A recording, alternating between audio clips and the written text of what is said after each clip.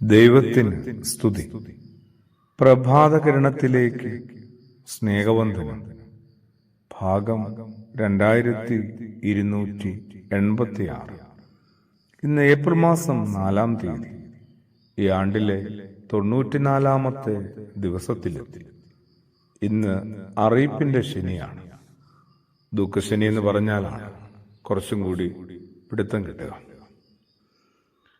കർത്താവിനെ സംസ്കരിച്ച കല്ലറയും ആ കല്ലറ സ്ഥിതി ചെയ്യുന്ന തോട്ടവുമൊക്കെ ഒന്ന് ധ്യാനിക്കാവുന്നതാണ്. അരിമത്ത്യക്കാരൻ യൗസേപ്പിന്റെ തോട്ടമായിരുന്നു അത്. മരണം തരുന്ന വലിയ സങ്കടങ്ങൾ, അതിനെ മറികടക്കാനായിട്ട്, മുമ്പോട്ട് പോകാനായിട്ട് എവിടെ നിന്നാണ് ഭൂമിയിൽ ഓരോരുത്തരും ഊർജം കണ്ടെത്തുന്നത്? നമ്മുടെ കർത്താവും ഒരു തോട്ടത്തിൽ, ഒരു കല്ലറയിൽ 3 ദിനം വിശ്രമിച്ചിരുന്നു എന്നാണ്. അതിനകത്ത് അടക്കിയിരുന്നു എന്നാണ്.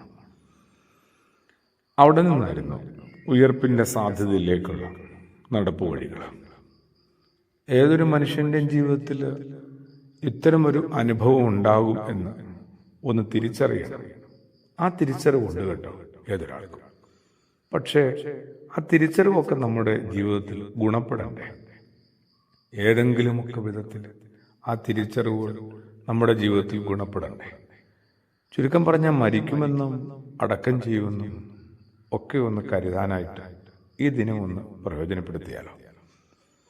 ഒപ്പം മൃതശരീരം പോലും നമുക്ക് നഷ്ടപ്പെടുന്ന സന്ദർഭവും കൂടിയാണ് കേട്ടോ ഈ ഒരു ദിനം.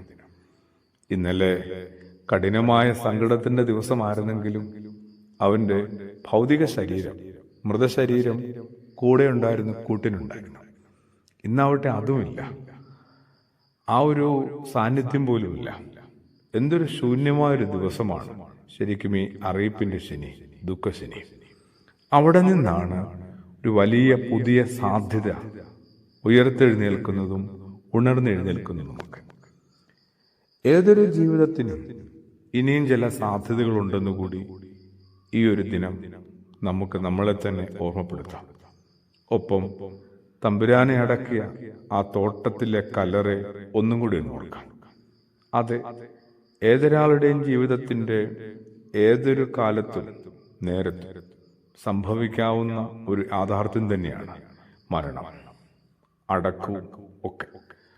അതുകൊണ്ട് തന്നെ കുറെ കൂടി നമ്മൾ ബോധത്തിലും ജ്ഞാനത്തിലും ജാഗ്രതയിലും ജീവിപ്പാനായിട്ട് ശ്രദ്ധിക്കണ്ടേ? ബോധവും ജ്ഞാനവും ജാഗ്രതയും ഒക്കെ നമ്മളുടെ ജീവിതത്തിൽ സ്വരൂപിക്കാനായിട്ട് അടിസ്ഥാനപരമായിട്ട് കുറച്ചൊരു സ്നേഹവും വിനയവും മര്യാദയും ഒക്കെ കണ്ടെത്തണ്ടേ? അത്തരം ചില മൂല്യങ്ങളെയൊക്കെ ഒന്ന് ശേഖരിച്ച് സ്വന്തമാക്കാനായിട്ട് സുവിശേഷത്തിലേക്ക് നമുക്ക് ഈ ദിനം കുറെ കൂടി ആഴ്ന്ന് ഇറങ്ങാം. കുറെ കൂടി ധ്യാനാത്മകമായി സുവിശേഷം വായിക്കാം. ക്രിസ്തു സാന്നിധ്യം ഓരോ മനുഷ്യരുടെയും ജീവിതത്തെ കുറെ കൂടി ഉയർപ്പിക്കട്ടെ. എല്ലാം അവസാനിച്ചു എന്ന് കരുതിയ ഇടത്തുനിന്ന് തന്നെ നമുക്ക് ഒരു പുതിയ ഉണർവും പുതിയ ചില സാധ്യതകളും തീർച്ചയായും കണ്ടെത്താൻ പറ്റും. അതെ, മണിക്കൂറുകൾ കഴിയുമ്പോൾ നമുക്കും സന്തോഷത്തോടെ കൊണ്ടാടാൻ പറ്റും കർത്താവിന്റെ ഉയർപ്പ് പെരുന്നാൾ. പ്രാർത്ഥനയോടുകൂടി ആമേൻ.